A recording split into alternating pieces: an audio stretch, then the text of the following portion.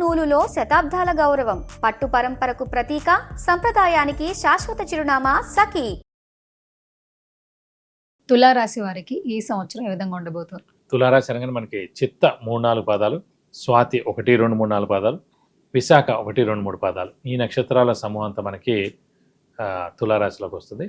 తులారాశి వారికి అత్యద్భుతంగా ఉందని చెప్పుకోవాలి. ఎందుకంటే తులారాశికి యోగకారకుడు, అదృష్టకారకుడు, లక్ ఫేవర్ చేసే గ్రహమైన శని 6వ స్థానంలో పరిపూర్ణంగా 100% ఉన్నాడు. 6th హౌస్ అంటే డెట్స్, మిజరీస్, ఎనిమిస్ అంటే అప్పులు ఎలాంటివి ఉన్నా తీరిపోవడం, శత్రువులు ఎవరన్నా నశించిపోవడం, శత్రువులు లేకుండా ఉండడం, శత్రువులు కూడా మిత్రులు అయిపోవడం, అలాగే ఏమైనా చిన్న చిన్న ప్రాబ్లమ్స్ ఉన్నా కూడా అన్నీ తొలగిపోతాయి. ఇప్పుడు మనకి రేవంత్ రెడ్డి గారిది కూడా తులారాశి అండి. సో అత్యద్భుతమైన పరిపాలన ప్రస్తుతం సాగిస్తున్నాడు. ఇంకా అత్యద్భుతంగా ఆయన పరిపాలన కూడా ఖచ్చితంగా ఉంటుంది. అలాగే గృహం లేని వాళ్ళు ఎవరైనా సరే ఖచ్చితంగా గృహం కొనేందుకు అవకాశం ఉంది, వాహనం కొనేందుకు అవకాశం ఉంది, బంగారం కొనేందుకు అవకాశం ఉంది. ఎందుకంటే భాగ్యస్థానం ఇందాక చెప్పుకున్నాం కదా, 9th హౌస్ కానీ 4th హౌస్లో కానీ గురువు ప్రవేశించినప్పుడు సంవత్సర కాలం పాటు వాళ్ళు గృహం కొనచ్చమండి. సో వీరి ప్రస్తుతం మటుకు 1 జూన్ దాకా భాగ్యస్థానంలో అయితే ఉంది. కాబట్టి ఖచ్చితంగా మీరు గట్టి ప్రయత్నం చేస్తే గృహం కొనచ్చు.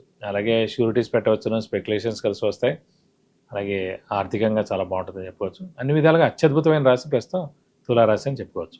అయితే ఈ రాశి వారు ఇంకా బాగుండాలంటే మీరు ఏమైనా పరిహారాలు తెలియజేస్తారు? నేను తులారాశి వారు చెప్పాను కానీ ఇప్పుడు మనకి భాగ్యస్థానంలో వచ్చాడు, తర్వాత దశమ స్థానంలో వస్తాడు, తర్వాత లాభస్థానం. అంటే టోటల్గా మనకి ఒక 2.5 years చాలా బాగుంది.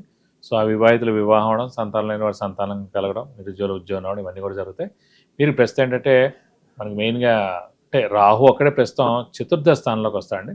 సో రాహువు కొంచెం మిశ్రమ ఫలితాలు ఇస్తాడు కాబట్టి అమ్మవారిని ఎక్కువగా ఆరాధించడం, ప్రతిరోజు అమ్మవారి అష్టోత్తరం చదువుకుంటే చాలా మంచిది. అలాగే వీలైతే కనుక ప్రతి శుక్రవారం అమ్మవారి టెంపుల్కి వెళ్ళి 41 ప్రదక్షిణాలు చేయడం, అలాగే అమ్మవారికి అభిషేకం కానీ అర్చన కానీ మన పేరు గోత్రనామంతో చేస్తే కూడా చాలా మంచిది.